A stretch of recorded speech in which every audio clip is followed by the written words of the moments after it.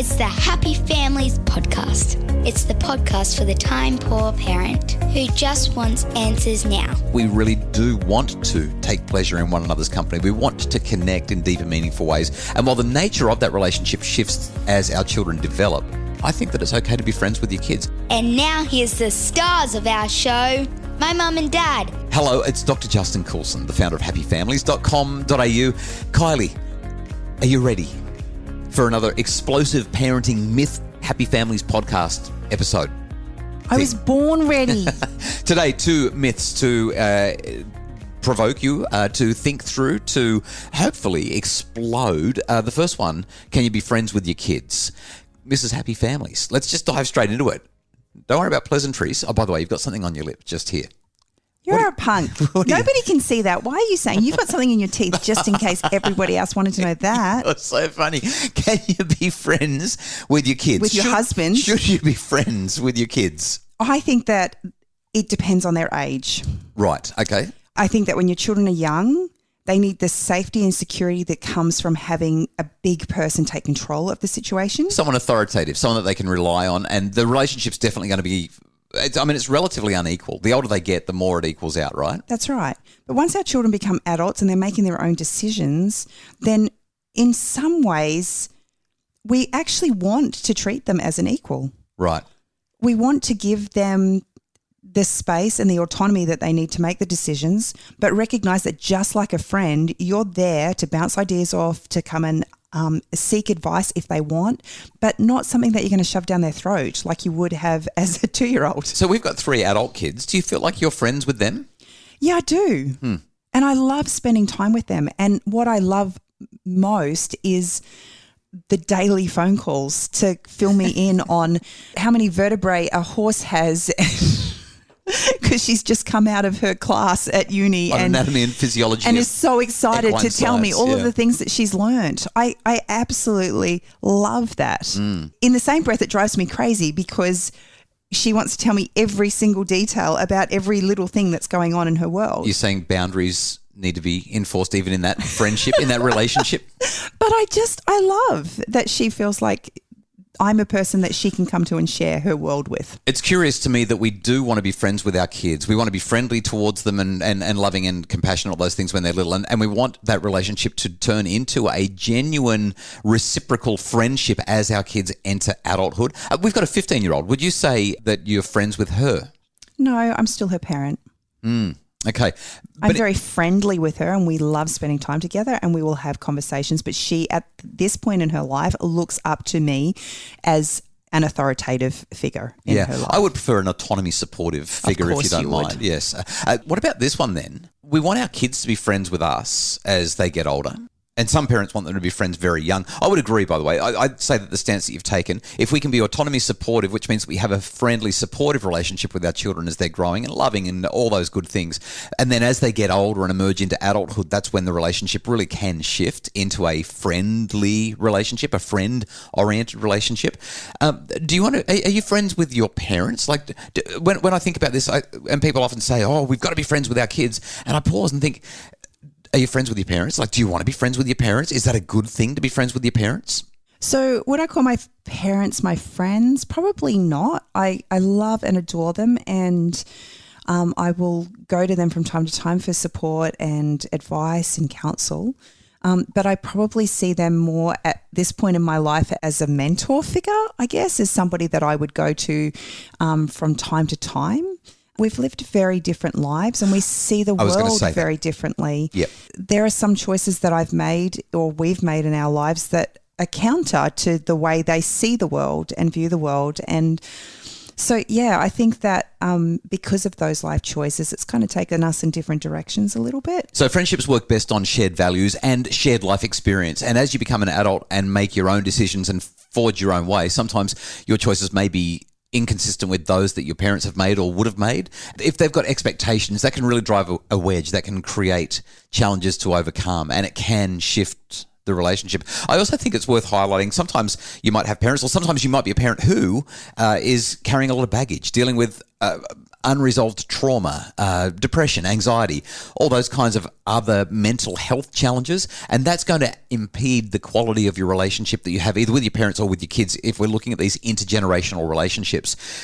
But I like the use of the word mentor, because I was thinking, I mean, I love my parents. I reckon I'm on pretty friendly terms with my parents. I don't know if I'd say, oh, my dad's a great mate. But, I mean, I love spending time with him, but we're such different people. I'm probably actually closer friends with my mum than I'm with my dad, although I feel like my bond with my dad is deep and strong and beautiful, and I'm certainly not downplaying or disparaging that when I say it.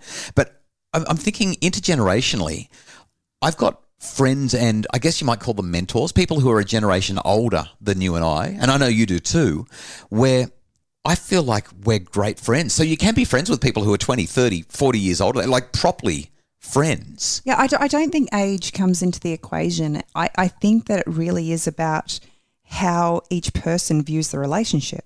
I have friendships, and I recognise and know based on conversations I've had with those friends, what we get out of our relationship is very different personally. So I like friends who are into day-to-day contact, or not day-to-day, but regular contact. They'll send a text and say, hey, just checking in, wanted to say hi. Missed you the other day when we were down at the beach. Or, yeah. Or we're doing this thing next weekend. Would you like to come and join us? There's going to be 5 or 6 of us, and we're all going to go and hang out. So for me, those relationships are ones that are kind of integrated into my day-to-day life. You know, they're the kinds of relationships that they're easy, it's natural, and you're aware of what each other is up to and where you're at in life. So I'm going to say this. A friendship is a relationship where you take pleasure in one another's company. And the myth that we're not supposed to be friends with our children needs to be busted, because I think we really do want to take pleasure in one another's company. We want to connect in deeper, meaningful ways. And while the nature of that relationship shifts as our children develop, I think that it's okay to be friends with your kids. That doesn't mean that you don't step in with that authoritative or autonomy supportive role or presence when necessary. But yeah, you can be friends with your kids. Is that resolved? Are we on the same page? Was it convincing? Me. I didn't think you were going there. Why? Just because I'm not friends with our kids? I love our kids. Look, I think the one thing I will say about choosing to be friends with your children, especially in those younger formative years, teenage years, and I've watched it with lots of parents over the years, is just how important it is as the adult to not actually dump on our kids. Yeah, so don't use your kids. So there are 2 fatal mistakes that I think parents make when they're trying to be friends with their kids. Number one, they become permissive and let the kids do whatever they want. They supply them alcohol or other drugs, and they let them party. Or number 2, they use their kids as a friend/therapist, and they share things that are just they're adult things, and they're sharing them with the kids. And that's again why there's always going to be a slight difference in the parent-child relationship. Even if let's say you're 60 and your kids are 35 or 40, whatever it is, you're still not going to use them as a therapist. If there's some stuff going on where you just don't involve your kids, because it's family and relationships are complicated. But you can still be friends, you can still take pleasure in one another's company, you can still have day-to-day interaction and love finding out about their lives. And that is what a healthy friendship is all about, at least in a family context. After the break, our second myth for this week of Parenting Myths Exploded on the Happy Families podcast. Can you tell whether someone's a good parent by how well their kids turned out?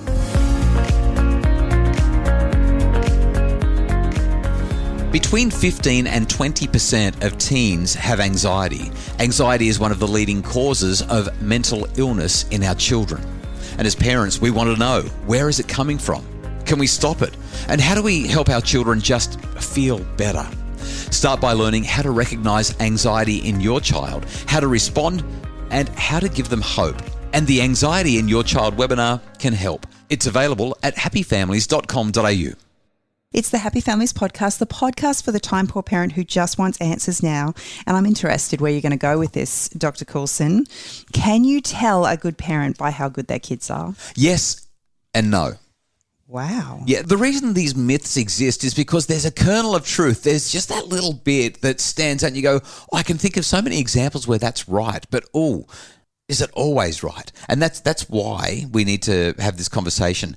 You and I both know many, many, many kids that have been raised in homes where parents have been supportive and generous and compassionate and involved and structured, and they've ticked all the boxes, and they've had kids who, frankly, have been really, really, really challenging. But then those kids, how do they grow up? Do they grow up to be challenging? Or like, results take time to measure. And we also know plenty of parents who have been permissive, even neglectful. Plenty of parents who have not fulfilled their parenting responsibilities. And quite often their kids follow what the data suggests and end up having all sorts of really big challenges. But they have some kids that buck the trend in spite of all of the very worst parenting in the world. So I just think it's one of those things, Kylie, where you can't judge a parent by their children and you can't judge a child by their parents. Although there's usually a handful of indicators to give us some reasonable suggestions that things will go one way or another. Look, over the years, I've watched some parents and, who've had, for all intents and purposes, picture perfect children. Yep. Who, as time has gone on, children have completely bucked the system, because in order to get those picture perfect children, there's been a high level of control in the relationship. And so children get to a certain point where they kind of realize they don't need to. They push back, they rebel. Yeah. And so I like what you said, results take time to measure. And this is the critical thing. When we're talking about a good parent or a good kid, at what point? If they're 12 but they're under the thumb, of course they're going to be good and the parents are going to look like they're picture perfect. But if they're 18 and now they're rebelling, does that mean that they're bad kids, or does that mean that they were bad parents? I just think there's so many factors at play here. When I was growing up, it was very much a societal, I guess, belief that children were to be seen and not heard. And having raised our children very differently. Children are noisy and are always heard and seen. And have opinions. Yeah. And I love bringing them into the conversation as well. When we've got friends over around the dining table, bring the kids in. Ask the kids what they think. I mean, that's fun. I absolutely love that our children feel like they have the capacity to share their voice. But at times, number one, it can be extremely grating, and number two, it can be very embarrassing when you're out and about and your child decides to just say it how it is in front of someone who's a complete stranger or even a friend. But kids are irrational and illogical. Everyone knows that, right? You hope so, but but they don't. That's the problem. Don't. Yeah. And then you get judged as being a bad That's right. parent. And then all of a sudden, I'm a bad parent because how dare I let my children speak like that? Yeah. Don't you teach your children any manners? I saw this post the other day and I wish I had taken a picture of it because it was brilliant. It was just acknowledging that all of these traits that we see in children and see them as being, kind of classed as naughty or disobedient or because they go against the grain. Yeah. In adults, we would call them innovative and creative and... You're a principled rebel. Yes. Yeah. But as a child, you're just annoying. That's right. Yep. And so I love that, we've kind of created this space for our children where they feel they can talk. But at times it can be really challenging as a parent to navigate that because there's a level of immaturity and irreverence that comes with this unlearned skill. Kylie, I think there's one other area that we could talk about here as well, and that is issues to do with well-being, mental health, that kind of thing. So I think that I can say without oversharing that we have one child who has struggled with anxiety issues throughout her entire life. Neither you nor I are anxious. We've raised our children in a home where we focus on well-being principles, we focus on faith, we focus on a whole lot of other things that are going to be good, healthy, and beneficial for our children. And it seems that no matter what we've done, no matter how many conversations, no matter how many exercises, no matter how many interventions, no matter how many whatever, no matter how much love, that issue still exists. And there are families with all kinds of things that are going on with their children that frankly have little or nothing to do with parenting. But the children exhibit challenging behaviours or experience some delays or difficulties, and it's so easy for parents to be judged by how their kids are turning out. Well, or to judge ourselves. Yeah, but it's all in the moment. It's in the moment. I think if we can wrap it up, this myth, it needs to be exploded, and we need to really acknowledge that while there are a whole lot of things that parents can do that are predictive, that is, that lead in a certain direction, ultimately our children as they grow will make their own choices. They have what you and I would call agency, the capacity to choose for yourself. And because they've got that capacity to choose for themselves, they're going to do things counter to all of our teaching and all of our ideas if we're getting it right, or they might see what we're doing and we're getting it all wrong, and they may choose otherwise because they don't want to go down that path. And there is nothing that we can do about it one way or the other. They are their own people.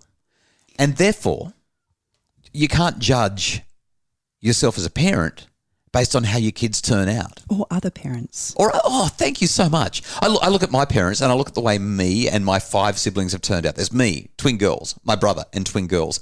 And we live such diverse. Literally 6 diverse. And varied lives. We've got the artiste who's a professional dancer. We've got the marketing entrepreneur, guru, photographer guy. We've got somebody who's working in a hospital, somebody who is dealing with chronic lifelong mental health issues, and somebody who is a mum. We've all just gone in such different directions, and depending on how you measure success and a good life and all that kind of thing, you could judge my parents in so many different ways. But you know how I judge my parents? I just look at how hard they work. I look at how much they loved us, and I acknowledge that they did the absolute very best that they could. And how we turned out has such limited relevance to what they did as parents. I love that. Myth busted. Myth busted. Okay, last comment because we've got to wrap it up. Our time's up. Well, Michelle Mitchell just posted something the other day, and I thought it was just a nice little ray of hope. Okay, she said, Michelle. Good news. A little back chat, rejection of your ideas, novelty seeking and risk taking tells us they are developmentally on track. Ouch. If you're not following Michelle Mitchell, jump onto her Facebook page. She's great value and has all sorts of excellent insights. We hope that we've busted those myths for you. Yes, it's okay to be friends with your kids. Just don't be overly permissive and support them in unhealthy behaviours, because good friends don't do that, whether it's your kids or someone else. And don't use them as your therapist, because let's be honest, good friends don't do that either. And you can't tell how good a parent is by how the kids are turning out. Sometimes it's just a lottery. The Happy Families podcast is produced by Justin Rowland from Bridge Media. Craig Bruce is our executive producer. Hey, tomorrow on the podcast, well, actually, a couple of months ago, we had a chat with James Anderson, who talked to us about growth mindset stuff, and we had an incredible conversation. We got so much positive feedback from that podcast. He's back tomorrow. I'm so excited to hear James Anderson tomorrow talking about more myths to do with how our brains work and what we can do to help our kids to work through the hard stuff. And then Kylie, we're back again on Thursday with a couple more myths to bust on the Happy Families podcast.